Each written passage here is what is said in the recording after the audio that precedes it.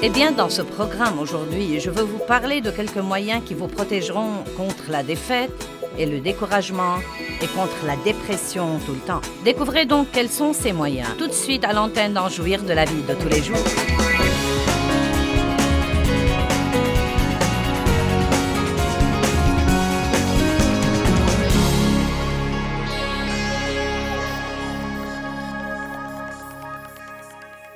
J'aime ce que dit l'apôtre Paul dans Actes 20, 24. J'ai déjà fait toute une série là-dessus. Il dit « Mais aucune de ces choses ne me tente, et je ne fais aucun cas de ma vie non plus, pourvu que j'accomplisse ma course avec joie. » Et j'aime ça. La Bible rapporte dans Jean 17 que Jésus a dit « Et maintenant, Père, glorifie-moi, j'ai achevé l'œuvre que tu m'as donnée à faire. » Savez-vous comme c'est facile de dire quand vous commencez à vous lasser « Je vais m'installer là ?» Mais je veux que vous soyez le genre de personne, et je veux être le genre de personne qui dit « Recommence, recommence. » Et je veux être le genre de personne qui, même si je ne vois qu'une petite lueur d'espoir, de la taille de la main d'un homme, pouvez-vous imaginer un nuage de la taille de votre poignet là-haut dans le ciel? Et quel peu d'espoir cela pourrait vous donner? Mais Élie, parce qu'il était un homme de foi, a refusé d'abandonner. Il l'a considéré comme un grand signe de Dieu. Je veux être le genre de personne qui est facilement enthousiasmée par le moindre signe que Dieu lui donne. Et vous savez quoi? Je crois que si vous sortez du découragement et du désespoir et de la dépression, et que si vous regardez autour de vous, vous verrez qu'il y a des signes que Dieu vous donne dans votre vie. Ne regardez pas ce que vous n'avez pas, regardez ce que vous avez. Ne regardez pas le chemin qu'il vous reste à faire, regardez le chemin que vous avez déjà fait. Il y a des signes comme quoi vous changez. Il y a des signes que Dieu travaille. Et nous devons être excités par ces signes au lieu d'appréhender tout le reste qui doit être fait. Maintenant, je crois qu'il nous serait plus facile d'être excellents si nous comprenons vraiment et si nous savons que Dieu nous voit tout le temps.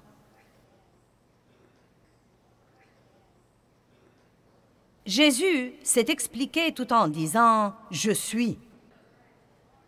Wow! Il n'y a nulle part où Dieu n'est pas. Quand vous rentrez chez vous et que vous fermez votre porte, oups, le voilà. Quand vous déjeunez avec un ami qui médit d'un autre ami, oups, le voilà. Quand vous fouillez dans votre portefeuille pour décider de l'offrande que vous allez donner, et que vous évitez les billets de 100 et 50 et 20 et 10 et 5 et que vous trouvez ce billet d'$1,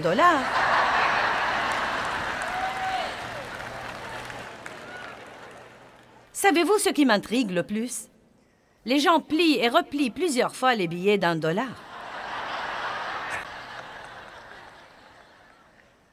Mais si quelqu'un, par contre, donne le grand truc, il ne le plie pas comme ça, il le met carrément là.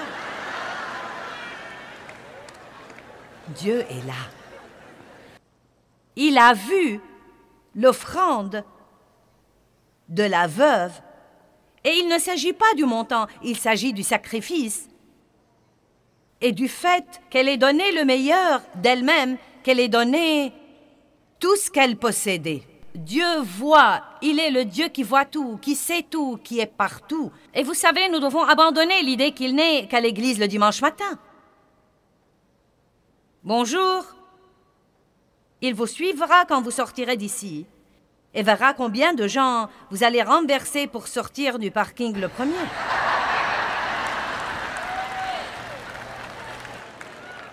C'est tous ces trucs que nous faisons généralement tout en croyant que personne n'y fait attention. Mais Dieu les voit.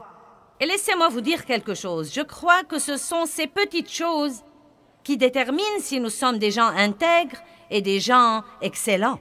Je ne crois pas qu'il faut faire attention aux grandes choses. Je crois que nous devons faire attention à toutes les petites choses.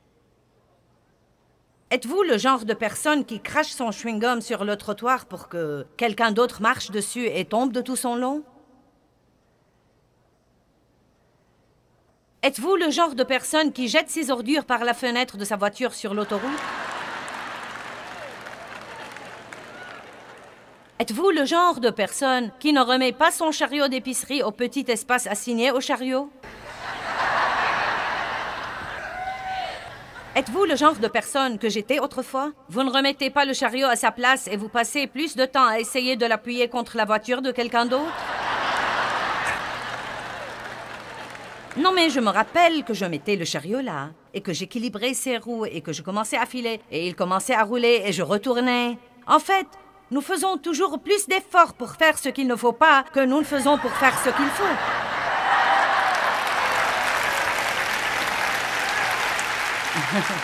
Dieu s'est occupé de moi quand j'ai commencé le ministère.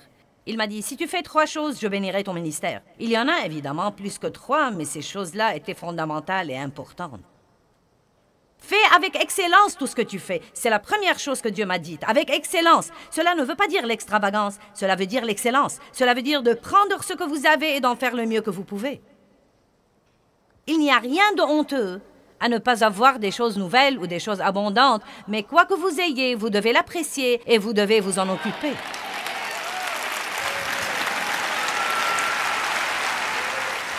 Certains d'entre vous n'ont rien qui vaille, et tout ce que vous faites, c'est de vous plaindre du peu que vous avez, et vous restez assis à le voir pourrir.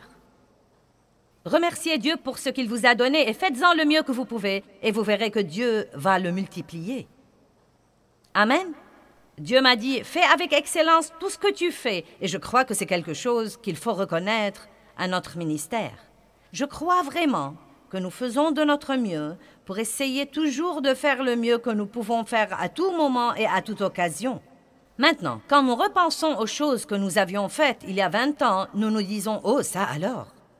Non, mais je me rappelle les couvertures de notre matériel et nos lettres mensuelles et tous ces trucs-là dont l'illustration était des autocollants, des trucs que vous tirez de petits livres comme Stick People. Vous savez, nous les trouvons si drôles quand nous les regardons maintenant. Mais c'est là où nous en étions. Et nous avions fait ça avec joie et fierté, et nous avions essayé de faire tout ce que nous pouvions faire avec une excellence absolue. Je crois que Dieu est un Dieu excellent, et il nous a appelés à être excellents. Et je vais vous dire la vérité, je ne crois pas personnellement que Dieu bénit la paresse.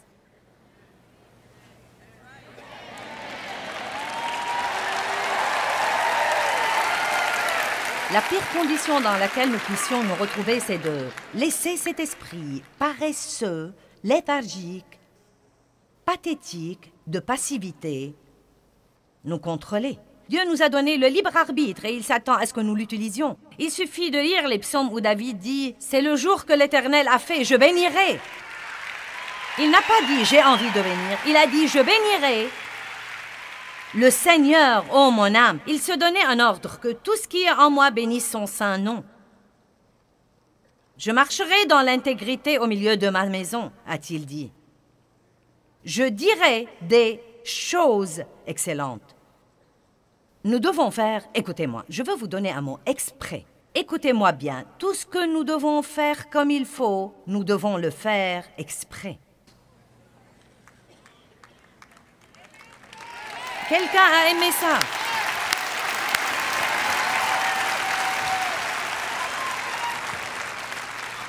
Vous dites, eh bien, j'en ai assez. Je fais tout comme il faut, mais je n'arrive pas à un résultat. Et j'en ai assez. Eh bien, recommencez.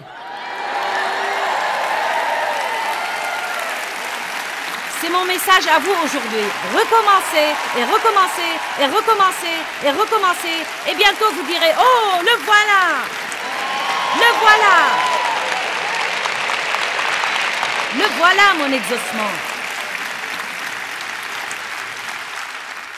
Si vous êtes assez déterminé, il n'y a pas un diable en enfer qui puisse vous vaincre.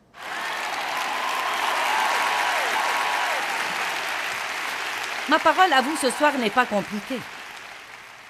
Recommencez. Encore une fois. Et encore une fois. Et encore une fois. Et encore une fois. N'oubliez pas, N'oubliez pas que Dieu voit tout. Surtout les petites choses. Je ne savais pas grand-chose sur l'excellence quand j'ai démarré mon ministère.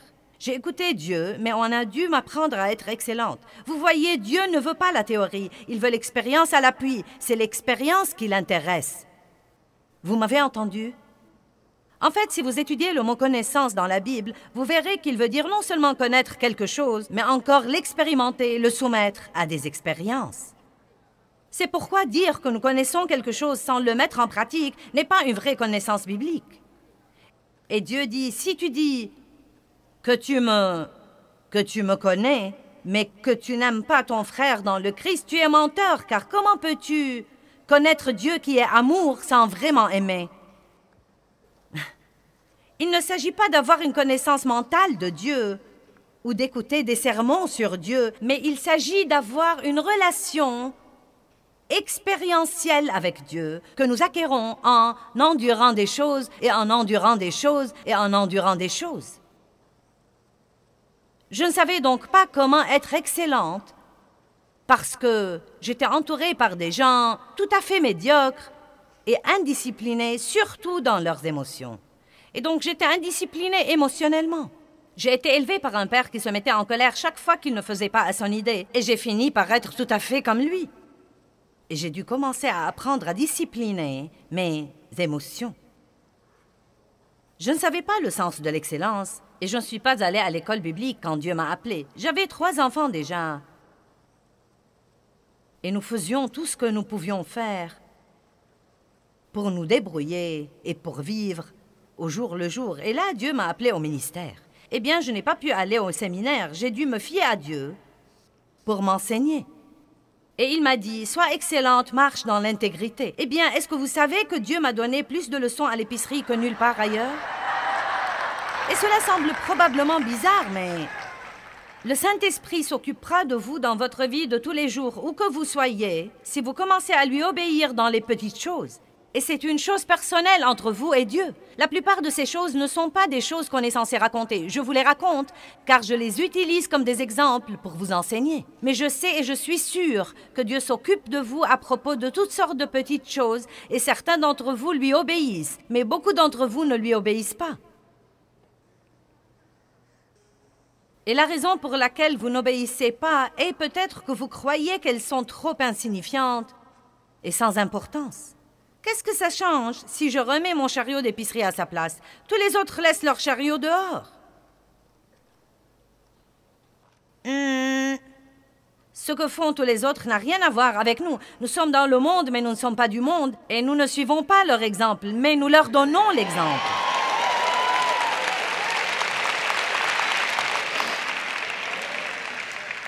Et le plus triste dans l'histoire, vous établirez le rapport. Et je vous dis la vérité, Dieu s'est occupé de moi au sujet du chariot d'épicerie pendant 2 ans avant de me soumettre finalement et de le remettre toujours à sa place. J'ai commencé à faire ça de temps en temps, mais je ne le faisais pas quand j'étais pressée. Je ne le faisais pas quand il neigeait et quand il pleuvait. Et je ne le faisais pas quand c'était trop loin. 2 ans! Vous m'entendez? 2 ans pour remettre le chariot à sa place. Et je priais pour l'agrandissement de mon ministère. Allez, j'avais un don. Je pouvais prêcher il y a 32 ans comme je prêche maintenant, mais je ne prêchais pas aux 2/3 du monde entier. Je prêchais à 25 personnes. Et j'aurais continué à prêcher à 25 personnes si je n'avais pas appris à remettre mon chariot à sa place.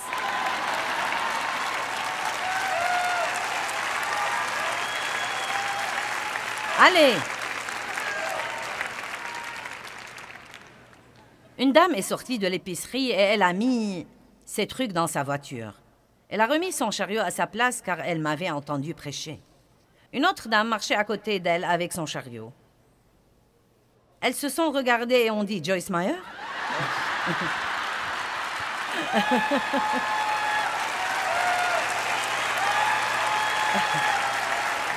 Donc je fais quelque bien au monde. Du moins, nous essayons de remettre nos chariots d'épicerie à leur place.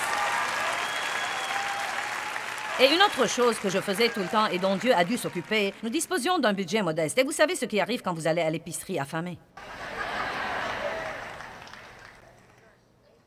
Est-ce que vous remarquez comment ils disposent les produits dans l'épicerie? D'abord les trucs dont vous n'avez pas besoin. Et vous arrivez finalement aux produits de base comme le lait, les œufs, le fromage, les trucs dont vous avez besoin. Mais au moment où vous arrivez là, si vous disposez d'un budget modeste, au moment où vous arrivez là, vous avez déjà dépensé tout votre argent, donc vous devez fouiller dans le chariot pour restituer quelques trucs. Vous êtes-vous jamais demandé quel dingue mettrait une laitue avec un dentifrice?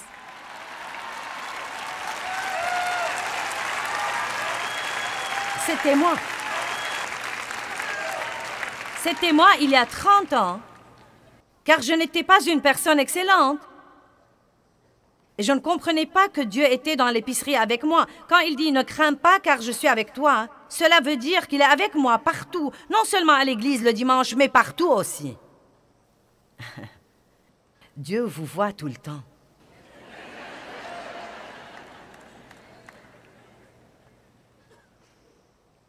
Je veux que vous commenciez à dire 20 fois par jour, à haute voix, « Dieu est là avec moi et il me voit ». Allez, je vous défie, Dieu est là avec moi et il me voit. Et je veux que vous le disiez tous les jours jusqu'à ce qu'il devienne une vraie révélation dans votre vie, comme quoi tout ce que vous dites est fait et pensé, et toutes les décisions que vous prenez, et toutes les attitudes que vous avez, et tous les choix que vous faites, Dieu les voit.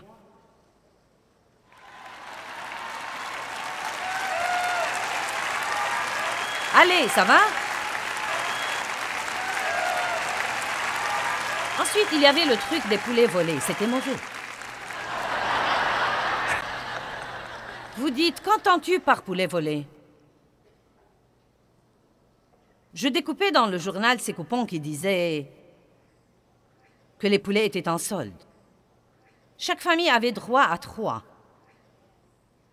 Mais je ne voulais pas 3, je voulais remplir mon congélateur. Donc je prenais Dave et nos enfants et nous achetions chacun 3.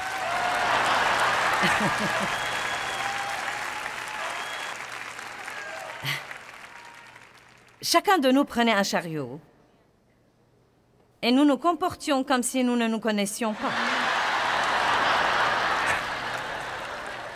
Je me rappelle un jour où j'avais peur car j'ai cru que je n'avais pas donné assez d'argent à ma fille et qu'elle allait m'en demander pour la taxe et qu'on allait découvrir que nous étions apparentés. J'avais le bouton de Jésus et mon autocollant et ma Bible aussi.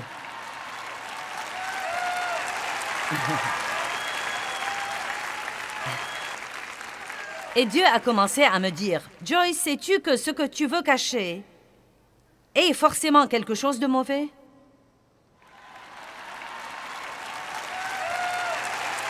Mais je voulais plus et plus de poulet. Je prêchais ce message il y a très longtemps dans une église au Tennessee et le pasteur était assis au premier rang. Vous savez, tous les anciens étaient assis là-haut. Et je prêchais et j'ai raconté l'histoire des poulets. Et le pasteur a bondi. Il était grand de taille et il a donné un coup de pied à sa jambe et a déchiré le fond de son pantalon. Mais c'est une autre histoire. Il a bondi, il a montré sa femme du doigt et il lui a dit « Tu m'as transformé en voleur !»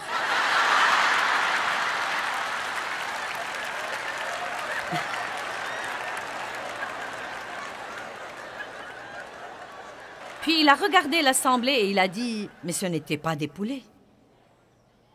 C'était du papier toilette et nous l'achetions pour l'église. »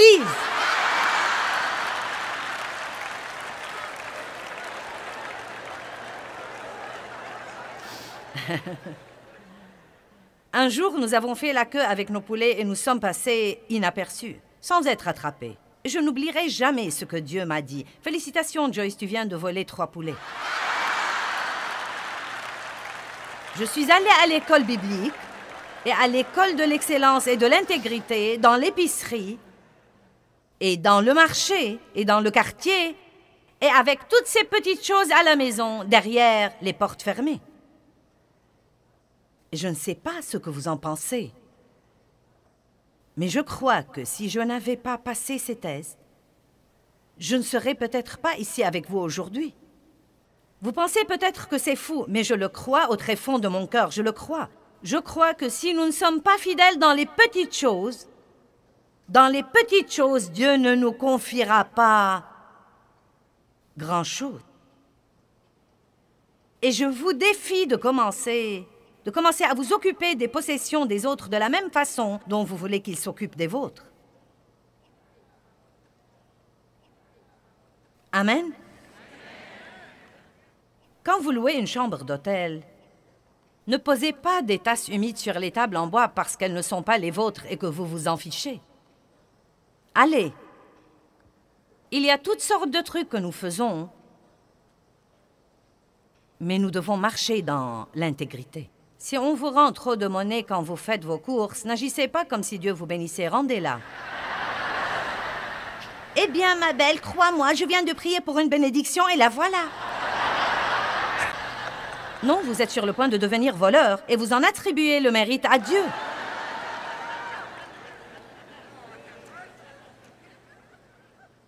Dieu voit tout.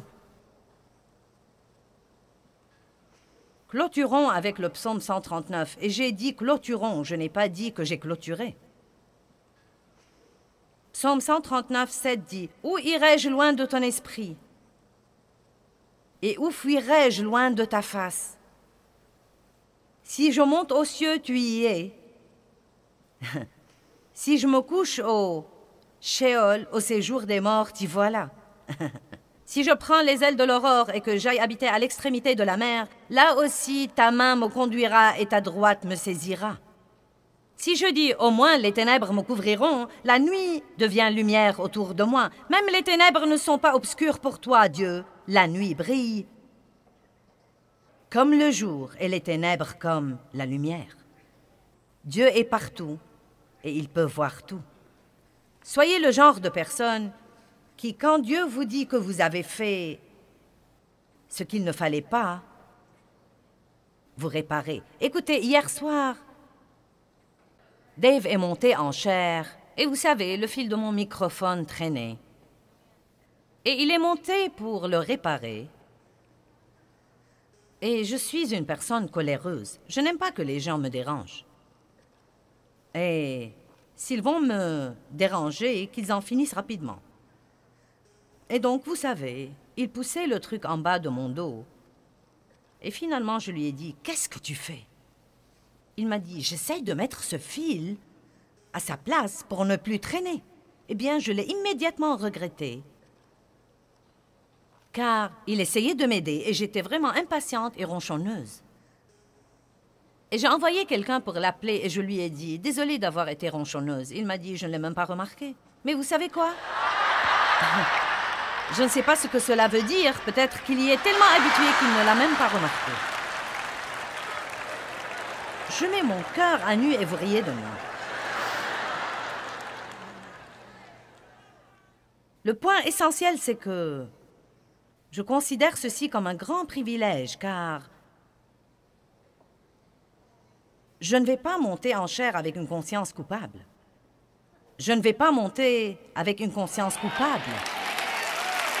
Et c'était mieux pour moi de faire ce 1000 supplémentaire. Allez,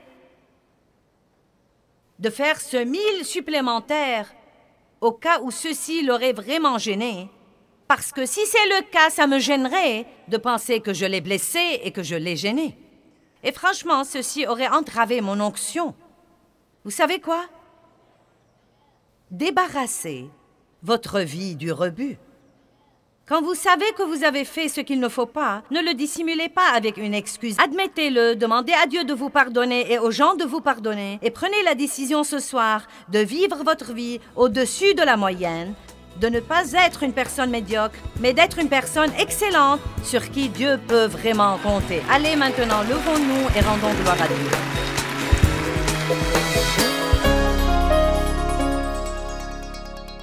Dieu ne nous a certainement pas appelés à la médiocrité, mais il nous a en fait appelés à être des gens excellents. Dieu est un Dieu excellent et quand nous parcourons la Bible, nous voyons que tous les héros de la Bible, les gens de la Bible dont nous aimons raconter les histoires, étaient tous des gens excellents. Ils ont fait des choix excellents. Ils n'ont pas fait ce qui était facile et confortable, mais ils ont fait le 1000 supplémentaire.